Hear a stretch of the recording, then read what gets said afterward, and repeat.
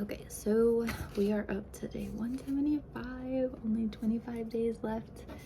Um, so the quote for today says, "Men are taught to apologize for their weaknesses, women for their strengths." It says, "How do you feel about the quote below?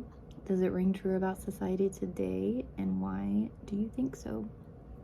So if you're following along, just think about how you might respond to this, and I will read what I wrote. And I will say, I don't think so.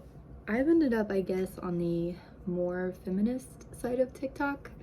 Um, and I think it's kind of helped me to develop some of my views in this more so. And I think more people are there's starting to be more of a conversation now about men and women and what are the roles, especially like living in society as it is right now.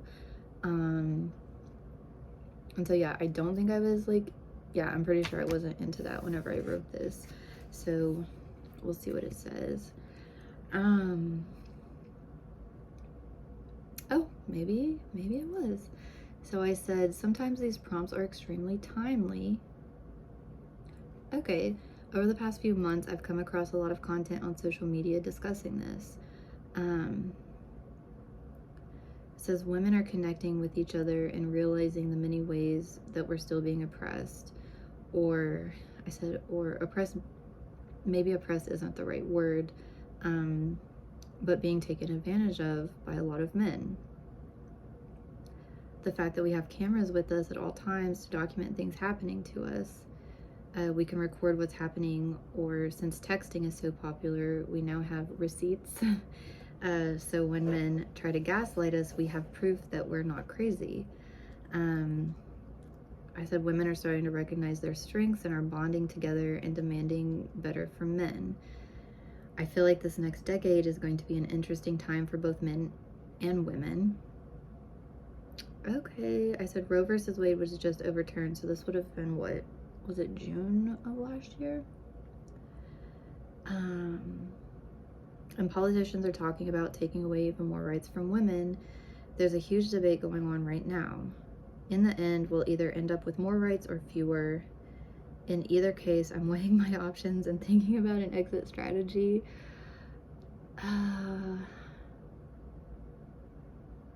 So yeah, I don't even know where to start with this, but like, I don't even want to know. I don't even know how deep I even want to get into this, but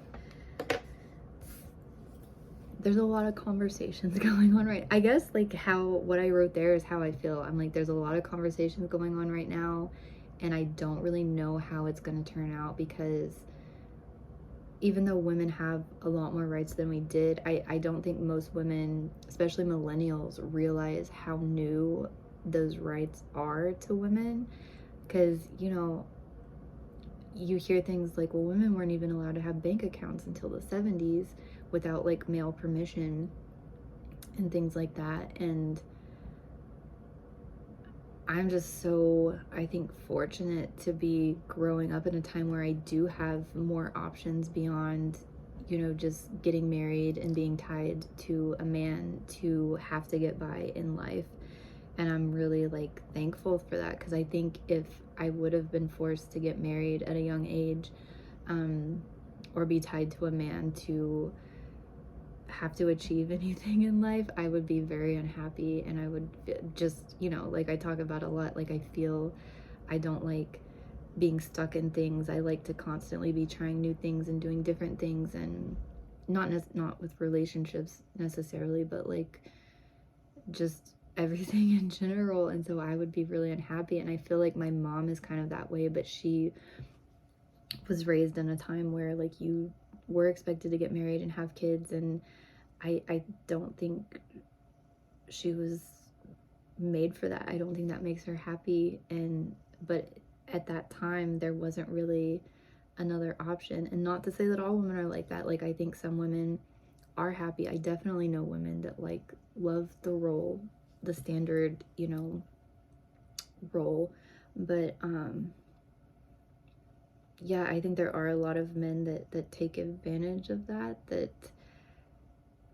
just have these expectations. And there's so many things that have changed over the last 50 years that make things different. And there's like this conflict right now of people trying to figure out, what's the norm supposed to be. Like the nuclear family, for so many reasons, like doesn't make sense anymore, because both people, like women, have to work now in a lot of cases to be able to survive, to have a family, to raise a family. And then it seems unfair that like both partners have to be working, and then the woman is still expected to do all of the household labor, all the labor with the kids and everything. um and there's a lot of men, I think, that still, because when you're raised, you're taught that this is what happens, like this is what the mom does, this is what the dad does. um but there's so many factors that are different now from like our grandparents' generation, that doesn't make sense. And it puts a lot more of the burden on the woman to like do all these things. And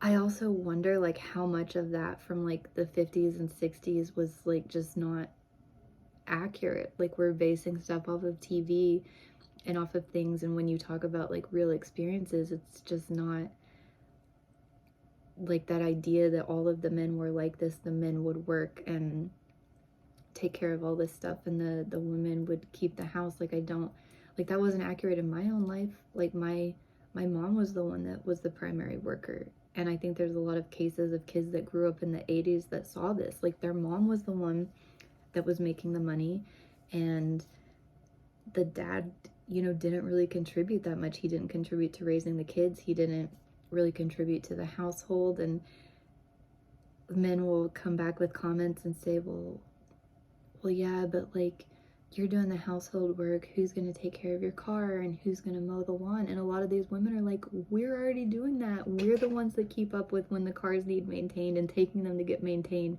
We're the ones that mow the lawn. And that's what I saw in my own life. Like my mom did most of the yard work. My mom or my grandpa like kept up with the house maintenance and everything. My dad wasn't really there to like do that. And I kind of thought that my situation was unique.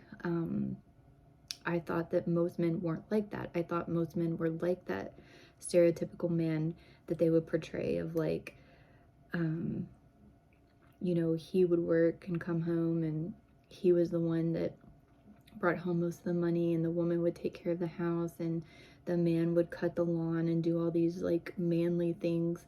But now, like through TikTok, I'm seeing all these people tell stories that are very similar to mine. Like the mom was the one that did like all the majority of the work in the family, and the man not only was not contributing much, but he was just bringing most of the burden on the family. Like you would have to like make sure that you kept him calm, because he would go off, you don't want him to get angry, or you didn't want to upset him.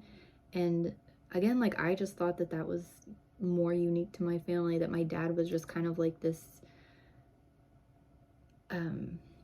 like he was like the minority. But now more women are speaking out about their experiences, and it's not the minority, and women are trying to say this, and the men are like not wanting to hear it, and when they wonder like why we're kind of like standoffish with men, like we're communicating, we're all realizing like a lot of us have had these like very similar experiences, but we thought it was just us alone. But I don't know, guys are going through a lot of stuff too. Like it says, men are taught to apologize for their weaknesses, and like they've had to deal with a lot of this burden being put on them of being seen as weak and being seen as vulnerable. And I think that's caused them to have a lot of struggle in this society, the way it's set up now. And when you're taught that being a man means a certain thing and being a woman means a certain thing, and you've got to do these things to not be seen as weak, or to be seen as feminine, I think it's I don't know, it's a weird time. I go back and forth between being like, this is an exciting time to be alive, to see all this stuff happening and all this stuff changing, and being like, I wish things were a little bit more calm and I wasn't having to go through all this. Society wasn't having to go through all this, but I'm hopeful that it'll come out in a good way. But I don't know. Like I said, at the end of this, I'm thinking about exit strategies. Like, you know, I've talked a lot about my roommate, and like at this point, neither of us plan on getting married. We just don't really see the point in it. But we've kind of made a deal that, like, if it does come down to some sort of like Handmaid's Tale sort of thing, you know, and another scary thing is seeing like Iran, like photos of women in Iran and some of these other countries from the 70s, and how things kind of devolved in terms of women's rights. Like, you know, that makes me think, like, you know, you thought that that would never happen here, but, you know, certain things that are happening starts to make me worried about it. So, we've both agreed that we'll get married if we have to. If it comes down to that.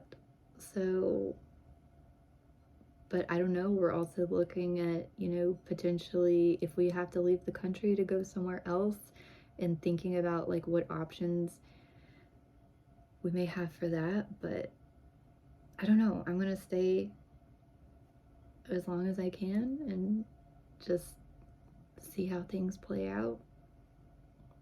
But I don't know. It's a weird time.